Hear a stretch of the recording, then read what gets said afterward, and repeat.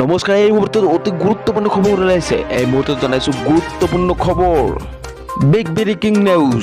এই মুহূৰ্তত জনাইছো ভাৰতৰ উত্তৰাখণ্ডৰ দেহৰাদুন ৰাজ্যৰ প্ৰ ৰাইডাৰ বাইক এক্সিডেণ্ট কৰিলে। নমস্কাৰ, এই মুহূৰ্তত জনাইছো ভাৰতৰ উত্তৰাখণ্ডৰ দেহৰাদুন ৰাজ্যৰ প্ৰ ৰাইডাৰ ভয়াৱহভাৱে বাইক এক্সিডেণ্ট কৰিছে। এই মুহূৰ্তত দেখাইছো বিগ ব্ৰেকিং নিউজ।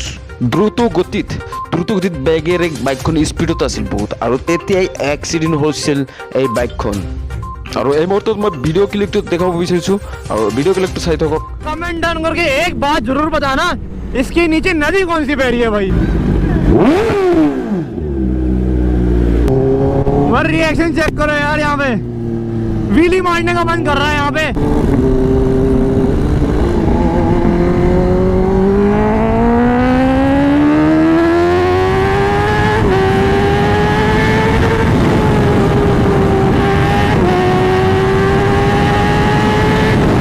ये जगह बिल्कुल